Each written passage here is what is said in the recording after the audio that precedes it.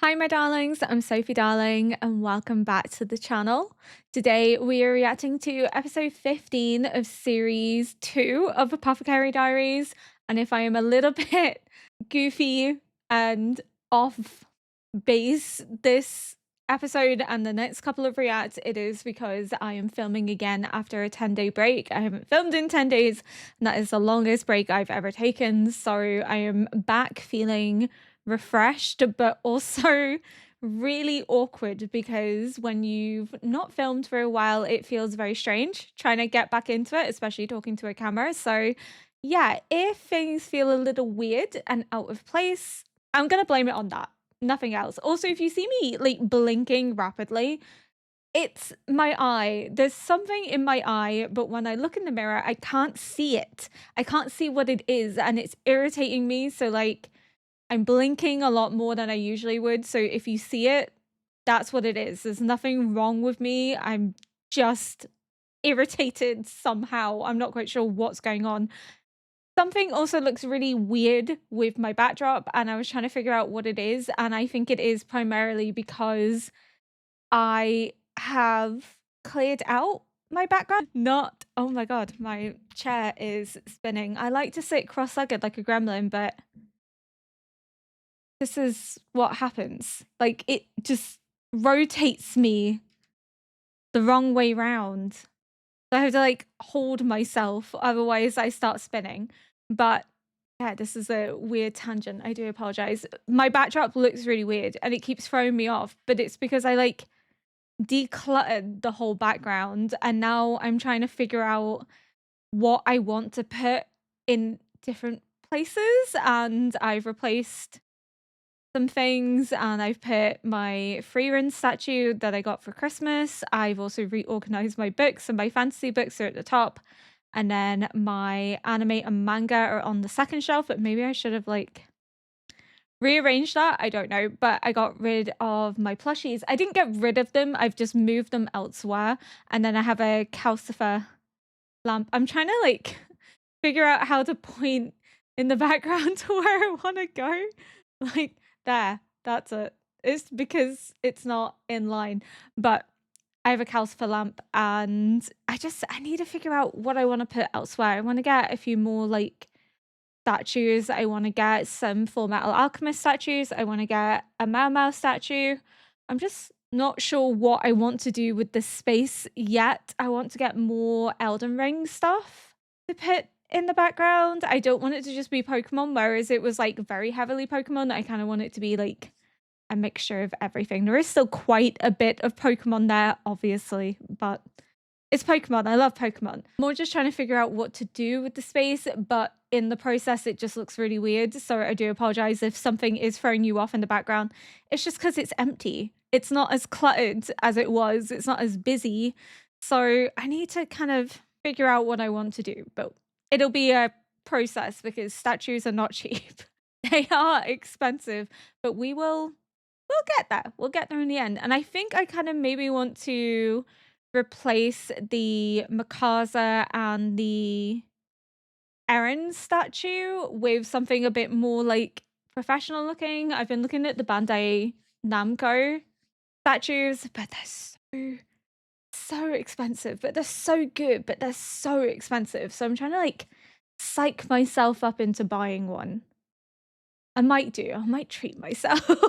I might be naughty. But yeah, it has been a while. We left off episode 14 with XIAOLAN being involved in this ice collapsing, and this ice was meant for one of the high-ranking concubines, which means XIAOLAN can be like severely punished for this, even dismissed. So this is very stressful, very dangerous. It has severe consequences. It looks as if it was almost intentional, but XIAOLAN's not silly. I don't think she would do anything that would put herself at risk unless someone has coerced her into doing it. And that's how this has all come to fruition, or whether she's just wrong place, wrong time. I know that Mau Mau has witnessed it, and I know Mau Mau is not going to allow anything bad to happen to XIAOLAN. Of course, she doesn't have the ultimate power and authority to prevent Xiaolan from being punished or dismissed, but she will do whatever she can to investigate this to ensure that Xiaolan is safe and secure and nothing bad happens to her. So I trust in Mao Mao, but I am very scared for Xiaolan, and I want to know who has given her that pin, because that pin is from, I'm going to say, a high-ranking courtesan. It's very ornate, it's very beautiful, and when I think back to Mao Mao drawing the symbols of the 4 high-ranking, Shishui is always represented by a flower, and there's a flower on this pin. I don't want to presume that it's her, but it kind of always feels like it links back to this underlying plot related to assassinating Jinshi and targeting the Emperor, so possibly. We also saw Suiren, who is posing as a eunuch, who is now back in the palace, which means she has a greater purpose here. They're needed for something. They wouldn't have been mobilized back in if there wasn't a bigger plan in place that they need them to also help arrange and orchestrate. I'm not sure, but it's all ramping up. It's all getting very exciting. I am trying to remember a lot of episode 14 off of the top of my head. Again, I haven't watched anything in like 10 days, and I probably should have watched episode 14 to like refresh it, but I didn't. So that's kind of my bad, but I do apologize. Without further ado, though, we're going to get into episode 15, and hopefully I'll begin to feel back into my flow, because I feel very awkward and like I don't know what I'm doing. Even though I have been filming for like over a year, I still just feel very like, it's hard to explain. It's like riding a bike. I know you never forget, but it's always awkward the first few videos, so I do apologize.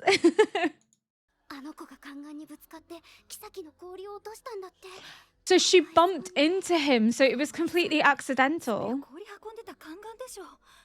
They're both in danger. 失礼しました。前方不注意でした。謝って済むと思ってるのか。もう変わりもないぞ。Oh. Oh, Xiaolan. Ice is so expensive as well. I feel so sorry for all of them. Because he's in danger. But Xiaolan's in danger. ローラン妃だよ。夕涼みにと氷菓子を所望されたんだ。どうする。弁償は無理だ。 But why does Xiaolan have this pin? Whose pin is this? この氷いただけますか？勝手にしろ。ではこれを使って私が別のものを用意します。できるものならやってみろ。あと1時間もないかな。Less than an hour. 利用できるものを使うしか。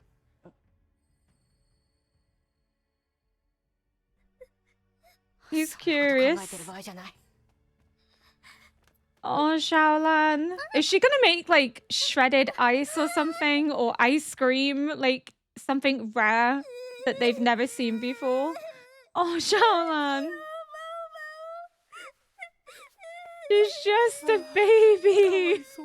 I love that the quack eunuch has become like this really comforting figure. Like he's always there for Mao Mao. He's now here for Xiaolan. He's like not judging her. He's like, poor girl. He's trying to like reassure her. So she bumped into them because they were maybe not paying attention from what Mao Mao said. I don't know if that's what actually happened or if Mao Mao's just trying to like mitigate the severity, but you can understand why that eunuch is so petrified because it's so expensive. As Mao Mao said, you can buy a person with that ice. That's how valuable it is. She has no ties or connections with Lolan. She does with Shisui, who is Lolan, but she doesn't know that, and she has no way of really smoothing it over. She doesn't quite know how to make it out of the situation, but she's going to try her best because it's Xiaolan, it's her friend, she wants to protect her. But why does she have this pin? Like, what was the whole purpose? Why is she clinging onto it? I entirely know for sure, but something is up. Why does she have this pin? Like, what is the significance of this pin? Oh. Oh. So it wasn't anything negative. She was just so happy to be valued. よっぽど嬉しかったんだろう。 Oh, 頭 my ごなしに止めら girl. れて、あの場では怖くて動けなかったんだな。 Why do you look so happy, Jinshi? What's going on? 何か用か He wants to be of help, and she needs his 随分わがま help. まだな見返りは He just wants to be of use to 私が you. ジン様に与えられるものはございません。 He did seem really proud of her, though, for kind of お前がやらかしたことではないだろう。 mitigating the situation and stepping up to help someone in need. もともと噂話を聞くのにちょうどいい She's 存在 her だっただけ friend, だ。 her sister. それだっておやつを土産にやっていたので貸し借りはない。 But XIAOLAN was there for her when she needed to grow the blue roses, so... このままだと寝覚めが悪いので。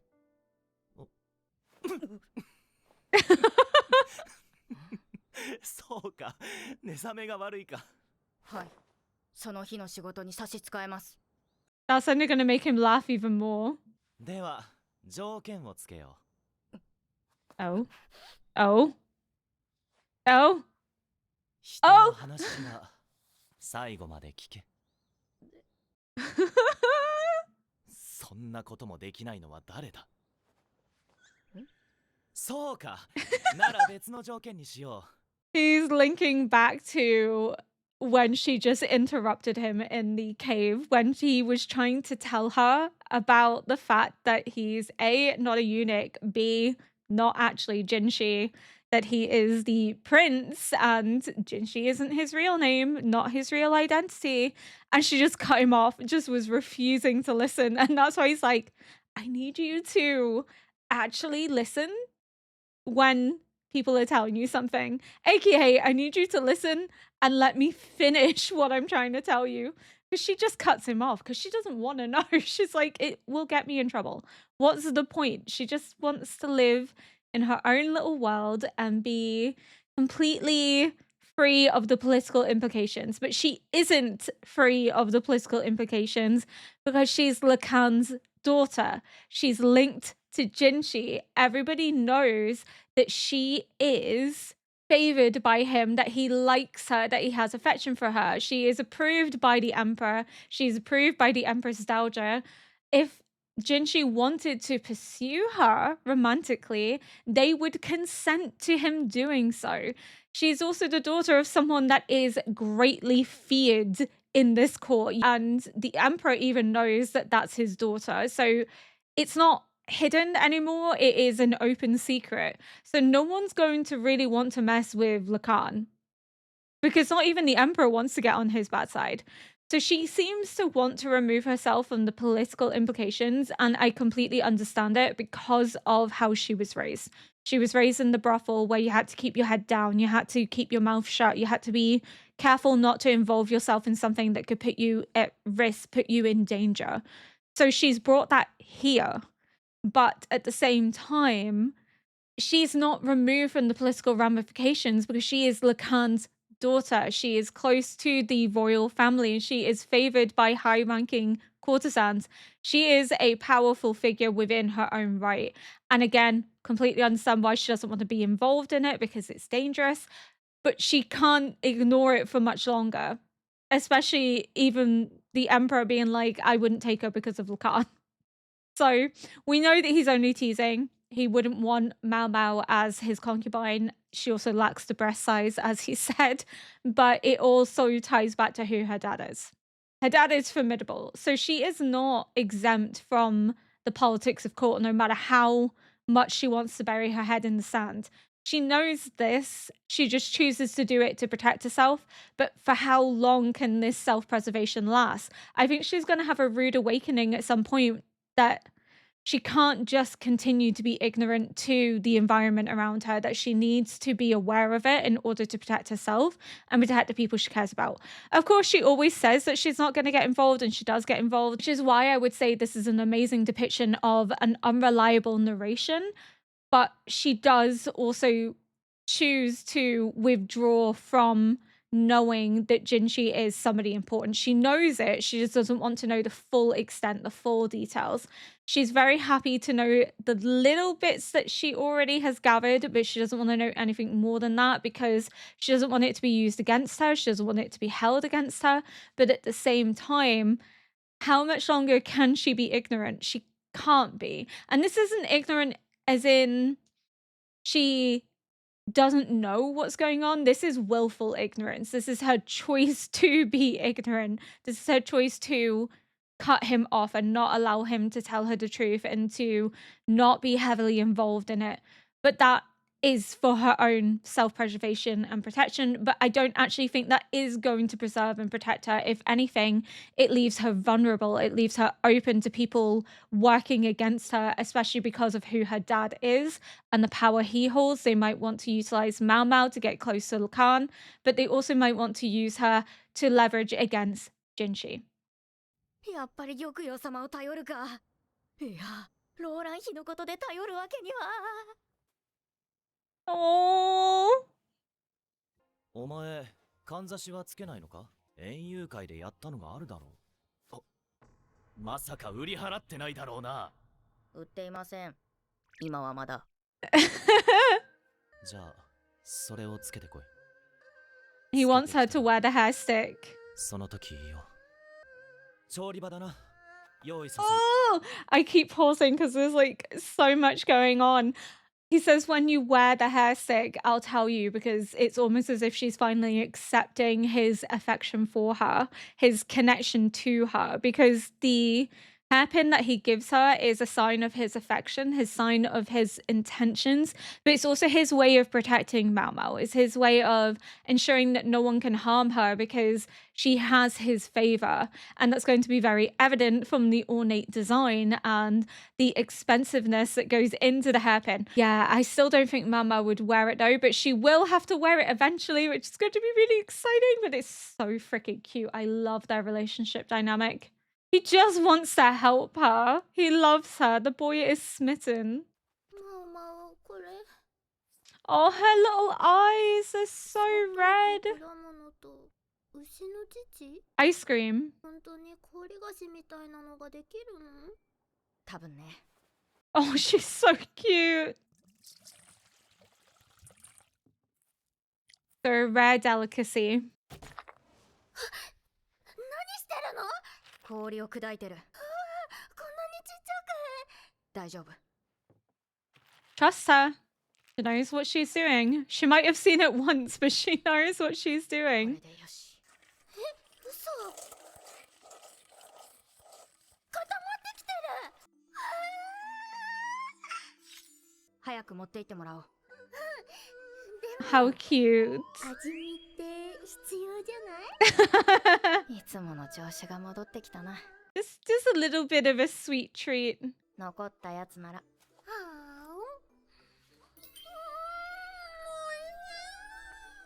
Oh, XIAOLAN. 本当に大丈夫なんだろう。He's like, ah. 何か問題ありますか？早くローラン妃の元へ。わかった。ローラン妃が気に入ってくれるかな。意地悪。もうそれより溶けちゃう前に食べようよ。そうだよ、食べようよ。It's not Lolan. なんでここに？ It's not going to be Lolan that tastes it. It's going to be someone that's pretending to be Lolan. Oh no, because Shisue's here. And Shisue's like, I heard the commotion, so I ditched work and come over. Ugh, what the fuck? I'm so stressed.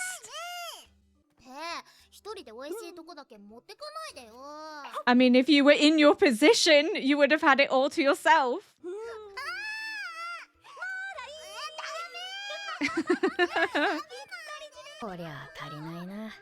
You are. But it's expensive.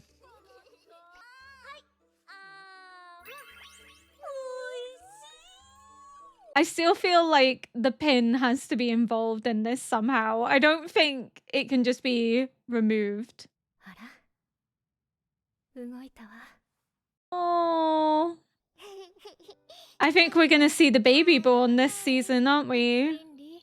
触ってみる Oh,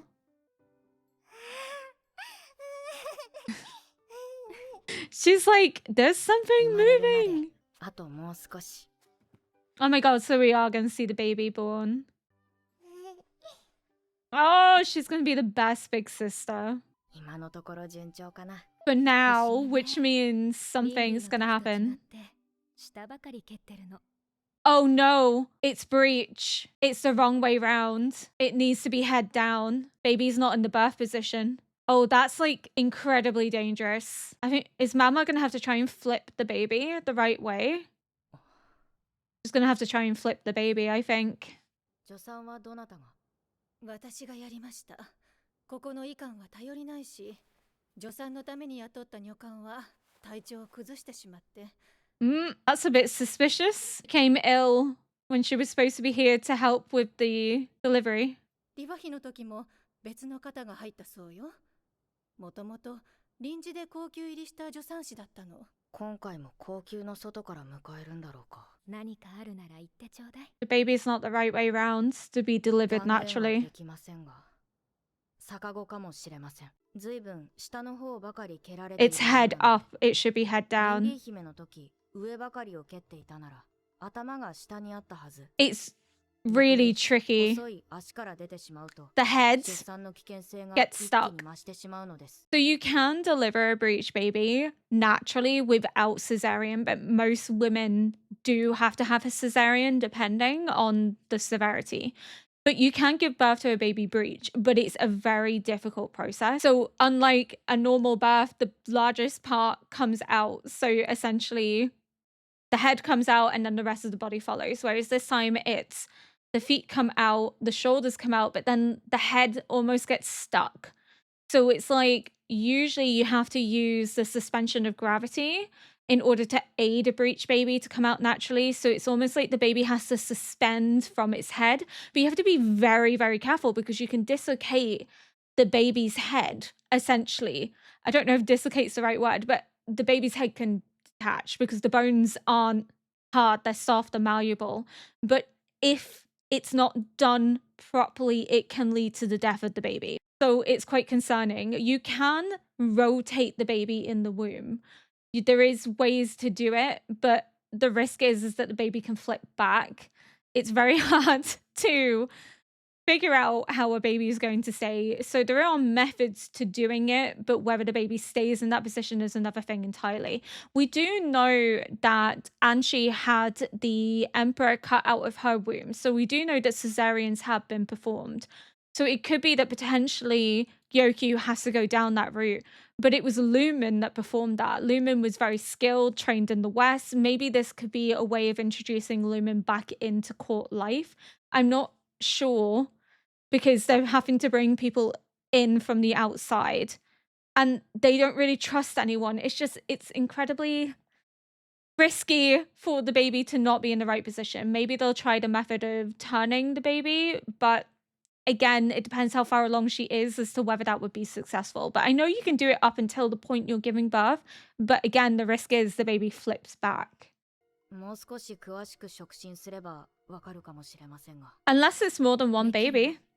Could be one baby down, one baby 断 up 言はできない in 親 twins. 父から But 教わったのは薬の知識だけだちなみに方法はこの子を産んだ時に比べたら大したことないわ母は強しか she's probably going to have to do like a vaginal exam to like feel where the baby's head is. なんとも言い難いが It's breech. 可能性は高いかと思います花町では急や体を動かしたりすると良いと聞きます What the hell is 急なら moxib? 私が What is that? 逆子のままだったらどうなるのかしら腹を切ることになるかもしれません Which could be life threatening. だがそうなれば玉葉様の命が And she survived, but ちゃんとした助 it's 産師が rare いても for 危険だというのに women to survive a cesarean in this time もっとま period. ともな医者だったらだからって代わりなんかどこに Lumen? But Lumen was cast out. って宦官でもある医官なんておいた一人最適な人物が。 Would Lumen be allowed back? Because he was almost banished, but then it was banished under the old regime. So maybe it was the previous Emperor Nostalgia that banished him. So maybe then they could make an exception in allowing him back. He delivered the current emperor when they couldn't be born naturally because the pelvis of Anshi wasn't wide enough to deliver him because she was a literal fucking child. But he was able to do it and Anshi survived. And if he could do it for her, then he could do it for Gyokyu. I think the light coming in is the light bulb moment of Lumen, potentially. 医術の腕は申し分ありません。石灰で赤子を取り上げた経験もあります。まあ、そん Lumen. な方が。まさか、人士様の次女の。違います。医者です。睡蓮様、一体何をしたんだ。I know, she seems terrified. 一度高級を追放された。認められません。玉葉様と巫女の命に関わることです。Yeah, and that's why she brings up Lumen. この国一番の医 He 者です。 raised Mao Mao. 珍しく、ずいぶん大きな口を叩くの。 Tell her that he's your dad. ほんにゃ、頭から押さえつけないで。マオマオも落ち着いて説明してちょうだい。I love that Gyokyu is so open to listening and trusting Mao Mao. 過去には、帝と今の東宮様、そしてアードー妃の巫女を取り上げています。高級を追放された理由については、アードー妃関連。Because her baby died and she lost her uterus. But I think that's the excuse they used. I think he knows that the babies were switched and maybe played a part in it. その人はマオマオとどういう関係なの？ Her dad. 養父です。薬師としての師でもあります。わかったわ。その方を呼べないか、人士殿に提案してみましょう。私は優秀な方に任せたいの。信頼できるならなおいいわ。 Especially if it could result in her baby dying. 野良猫みたいな子がこれだけ懐いてるんだもん。野良猫？あの頃の高級の話はあなたも聞いているでしょ。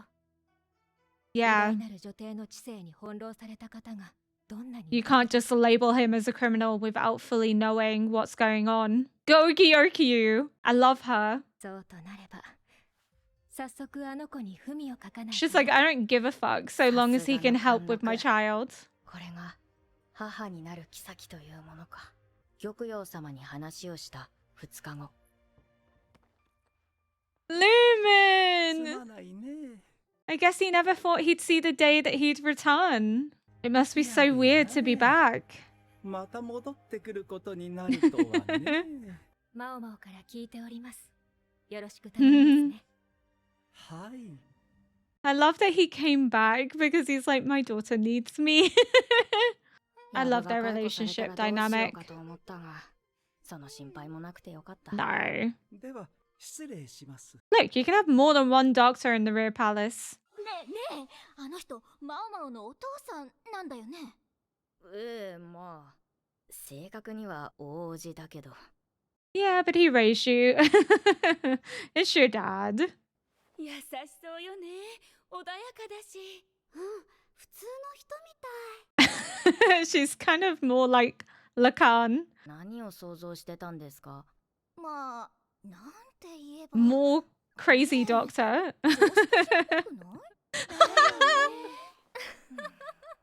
Unlike you, Mamo.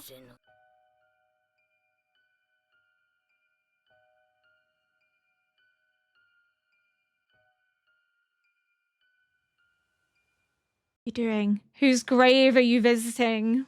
So many questions still, because I feel like this pin still has to be of importance. I know that it's given to her because she's been doing the massages and she's really excited about the idea of elevating herself because her term is nearly up and she needs to find some way to make money. I feel like with the show, there's no such thing as a happy accident. Everything is sort of little incidents that then formulate into a bigger picture, especially because we know that the ice was going for Lolan, who wasn't actually there. It was somebody taking Lolan's place because Shisui was with them. She showed up randomly to taste the ice cream, and I guess you could probably say she came there to make sure that XIAOLAN was okay because she heard about what had happened and wanted to make sure she was all right, that she does have some affection for them. I feel, again, that the side of Shisui that we see in the servant role is who she actually is, and Lolan is who she has to be.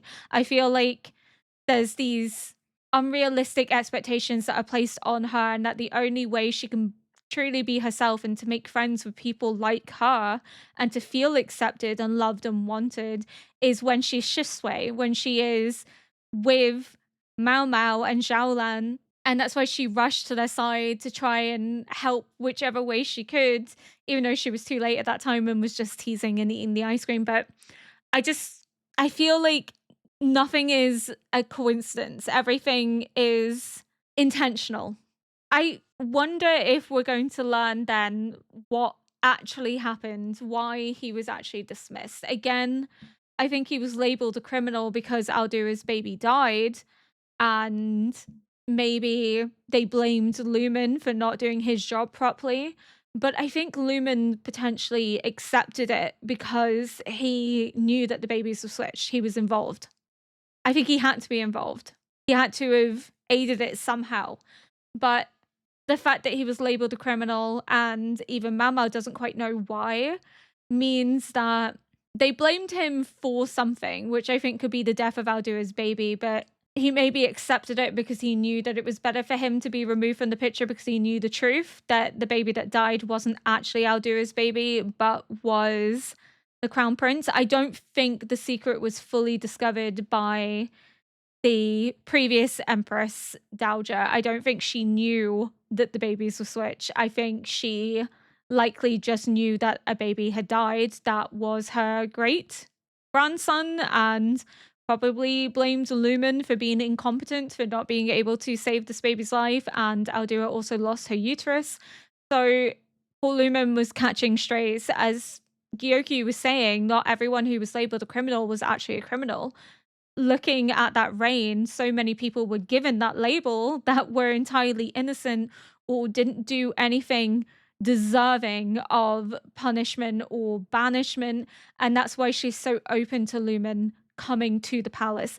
This radiant glow that Gyokyu has and the light shining down on her sort of reminds me somewhat of how they describe the Mother Royal and the radiance attached to her and this heavenly beauty and this grace. And Mama was putting it down to this glow of motherhood, of preparing for this baby. But I think this could be alluding to Gyokyu having a boy. I think we could see Gyokyu becoming the mother of a prince, which would elevate her even further. She would become essentially Empress, because that's why they're all vying to have a boy, because you can only really become an Empress if you give a son. That's how Anshi became the Empress, was she had a boy. So I don't know, I just feel like maybe it is alluding to Gyokyu having a son. She already has a daughter, she could have a son. We could see Li Hua have a girl, which I don't think she'd be mad about. I don't think she would care so long as she has a healthy baby that survives infancy. Yes, she had a boy, and it's sad that she didn't get to stay in this elevated position, but I think it's not even about the power that comes with it or the position. I think it is the fact that she lost her child, and she doted and loved this child, and she feels guilt for not having been able to save him, and probably still beats herself up for not having listened to Gyokyu, but she was not in her right mind because she was also suffering from the lead poison from the makeup. So she's not to be blamed at all in any of this whatsoever. I will not accept any Li Hua slander. No, she doesn't deserve it. The only person deserving of blame is Shin. And the servant still putting makeup on Li Hua, even though that was a unfortunate, ignorant accident that she learned from. Well, not really an accident, but it was ignorance and she learned from it, and mistakes were made. Regardless of that, the only person really to blame is Shin, not Li Hua. So, yeah, I don't know. It's just the way that they're depicting her. I was like, that could be a sign that she's about to become even more of the Emperor's favorite because she gave him a boy. We know that Jinshi isn't claimed as the son of the Emperor. We don't even know if the Emperor knows that Jinshi is his son. I have a feeling potentially he could know, and that he just kind of keeps it quiet because it's simpler, but he has full intent of making Jinshi his heir regardless. Because this is the thing that we need to remember in Imperial China. It doesn't matter if the emperor has a son. If he wants Jinshi to rule, Jinshi will rule. It's not based on having a boy replaces Jinshi as heir. It's based on who the emperor selects. If the emperor thinks that Jinshi is a better fit for the role, then Jinshi is the better fit. There has been numerous instances in Chinese history where emperors have foregone their own sons for a nephew, for a brother, for an uncle. They have looked over their own children because they didn't think they were capable of ruling. And that's why you also have this shrine of choosing, where it determines who is the next ruler based on inheriting this trait. It's not about age order. It's not about who is actually the son of the emperor. It could be a brother. It could be a cousin. It's based on who is the one that inherited this genetic trait. And if they didn't inherit it, which concubine does have it to be able to guide this chosen one through the temple. But what I mean is, it doesn't have to be a son that inherits. And I think the emperor has made it very clear that whether Jinshi ever knows the truth or not, Jinshi is who he chooses. He let him go through the Temple of Choosing with Mao Mao at his side, which is his approval of Jinshi being the rightful heir, of being the next one to inherit. So I think even if Gyokyu has a boy, it won't matter. Jinshi will still be who the emperor wants to rule, who he's invested all this time and energy into, trying to get him into this position, trying to keep him safe, trying to ensure that he knows what it takes to rule an empire. But it's going to be very interesting to see, because I don't know if Jinshi would want to be emperor. He seems very sort of apathetic to the idea, because he keeps saying that the concubine should have a son so that he can step away. He doesn't want to be associated with it. And I think as well, if it's a choice between being emperor and having Mao Mao, he's going to pick Mao Mao. Hands down. That boy is smitten. He is not going to pick a title that would take him away from the woman that he loves and wants to be with. And he wants her to wear his pin, and I feel like it's going to be such a significant change in their relationship when she does wear it, because it's like she's accepting his feelings for her and almost returning them, because she is publicly showing to the world, to everyone at court, that she is Jinshi's, that she cares for him, that she is attached to him, that his protection extends to her.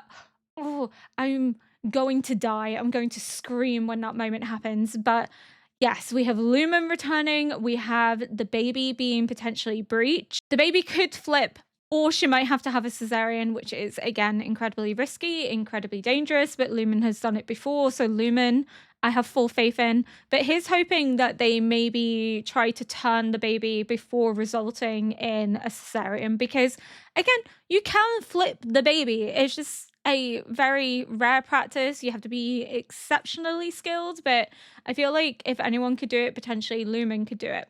I don't think Anshi gave birth the way she did because the baby was breech. I think Anshi had no choice, because her hips weren't wide enough to deliver a baby safely. It would have put the baby in danger, and it would have put her in danger. So I think that's why she had to have the cesarean. But with Gyokyu, there is an option. She's already had one baby before. They could try and flip the baby, but if the baby flips back, then they may have to do a cesarean. Again, you can birth a breech baby naturally. It's just incredibly risky. So it's whether they want to risk it or whether they just want to do the cesarean, which is also just as incredibly risky. I realize when I'm saying Suiren and I'm referring to the eunuch Suiren, it sounds like I'm referring to Jinshi's head lady in waiting, which is not the case at all. I'm referring to the eunuch, but it's because her name is Suiren. I'm still struggling with how to say Suri. I feel like it's Suri. So Suiren and Suri. This is gonna fucking drive me nuts. Sure. Okay, so Suiren and Sure. Okay, I'm gonna try and remember that. Sure. It's hard. It's difficult, guys. I'm not like a native Japanese speaker. I'm trying my best. I don't want to butcher these pronunciations. If I butcher them, it is completely coincidental, but we saw Sure at this grave because the theory I was running with is that her mom was the banished princess. And if you're not sure who the banished princess is, because that was a couple of episodes ago, the banished princess was the daughter born to a concubine and the emperor, the previous emperor, who refused to claim her and said that it was a doctor that had consummated with the concubine and had this baby. As a result, the doctor was banished and took the baby with him, and the concubine was forced to stay in the rear palace, and she ended up living there and dying there. She couldn't leave. She had her baby taken away from her, which is incredibly awful. And as a result, every doctor that served in the rear palace then had to become a eunuch, including Lumen. Lumen was not a eunuch prior to this happening. He was only made a eunuch after the previous emperor denied that this baby was his. So this baby, this little girl, was taken away. She was raised. She is the previous emperor's daughter, but she was never claimed. So she is the banished princess. I had a theory that she is Surei's mom because it would make sense. Surei is very knowledgeable about medicine and plants in the same way that Mao Mao is, because they were both raised in close proximity to men that were incredibly talented and knowledgeable when it came to medicine. We know then that Surei would have that knowledge because her grandfather was a doctor. Grandfather, because technically it's not actually her mom's biological dad, but he likely played a large role in Surei's childhood and also in raising her mom. So this knowledge she's gained is most likely from this doctor, from this one that was banished with the newborn baby princess. So it would make sense then as to how Surei has this knowledge of medicine, but also why she's lingering at this grave. And I also had a theory that how she is connected to Shisui is that they are half sisters. And the reason for that is if you look at Surei and Shishu, they look very alike. Lolan doesn't really look like Shishu, but Shishu and Surei do look alike. They have a similar facial structure, similar eye color, similar hair color. They look more related to each other than Lolan looks related to him. So that makes me think that perhaps Shishu married Surei's mother, the banished princess. They had Surei. Surei's mother died, and Shishu maybe remarried, and Lolan was then born from that marriage. He seems very power hungry. So to me, if he knew that this was a daughter that potentially had claim to the throne as the banished princess, that she is the emperor's daughter, then through marrying her, he had a claim. He has a link. He has a way of establishing his own dynasty. He has a way of achieving power because, again, she couldn't inherit. She wasn't legitimized. She wasn't claimed. But people did presume that she was the previous emperor's daughter nonetheless. Because even Anshi doesn't doubt that she was the previous emperor's daughter, meaning that people likely did see her as royally connected, and she can't directly inherit as a girl, but her husband could. Her husband could inherit. Her husband could stake a claim by playing on her lineage and her descendancy. He could say that she was actually the previous emperor's. Of course, it would be difficult to argue, but I think that could be his ploy. And now that ploy didn't work out because we don't actually know what happened to Surei's mom. But if Surei's mom died, he loses that grasp. He loses that power play that he's been building and going for. However, putting his daughter Lolan as a concubine and close enough to the emperor would still allow him to make those moves to establish his own control, his own authority, and his own dynasty. Because his daughter could get close enough to the emperor to poison him, but he also then potentially has another daughter, Surei, that is related. She is of that royal lineage. She is of that line. So they could then use her as a way to legitimize their takeover whilst using Lolan to kill the emperor, because again, the emperor isn't watched whilst he's with these concubines. That's when he's allowed to be left alone, and he trusts them enough that, you know, as we've seen, he drinks openly with Li Hua, he eats and drinks openly with Gyokyu and Lingli. It's the rare opportunity that he gets to let his guard down. So it wouldn't shock me if that is part of the plan, is that Lolan strikes him when his guard is down, when there is no one there to protect him. But his guard isn't down with Lolan, which is the interesting thing, because he doesn't feel like he knows her. So I don't think it's as easy as they think it's going to be. They've already tried to kill the Crown Prince twice and it hasn't worked. I think Shishu is just a very manipulative individual. I think he's going to try and grasp for power however he can. There's so many indications of this. You see that he's the favorite of the previous empress, who we know was the true ruler because her son was incapable of doing so. We see that he has positioned his daughter as a concubine close to the emperor and basically pushed for it. So if he has married someone that had direct links to the royal family, it wouldn't be a shock, because he very much strikes me as a power-hungry individual who will grasp for power however he can. And I wouldn't be surprised if we end up seeing a conflict in him raising an army to challenge the emperor directly, because it seems like people are picking sides. People are doubting the emperor's bloodline because they doubt that the crown prince is the right person to inherit, because he's seen as weak and ill and frail because nobody ever sees him. But that's for his protection, not because he is weak or frail, but they need to protect him and keep him out of the public eye in order to allow him to be safe and to grow up into adulthood and take the throne without somebody trying to kill him, but also to try and use him for power plays. They might use him to try and take down the emperor faster by having Jinshi as the replacement.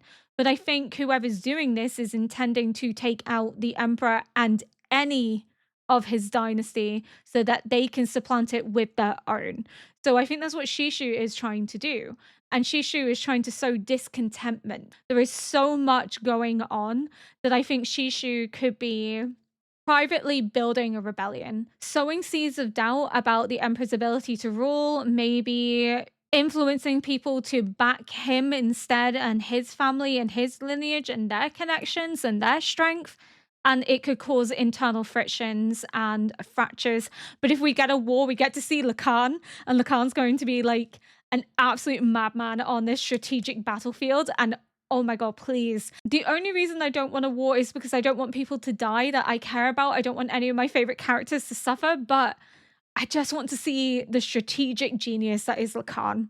Either way, phenomenal episode. I keep pausing. These episodes keep getting longer because there's so much to talk about. I still feel like this hairpin with XIAOLAN is going to come back into play. I don't think that's everything. I don't know. I don't know why there has to be a deeper meaning to it. Or maybe the show's just got me thinking like a conspiracy theorist, and something so innocent and harmless is not that important. But again, nothing is without reason or point in the show. And there were so many times in series 1 where something so minor, something so inconsequential ended up being of greater value later on when we got the full picture. And I think that's the same thing with the ice and the hairpin, that everything is too sort of perfectly planted, and the fact that it's connected to Lolan for it to not have significance.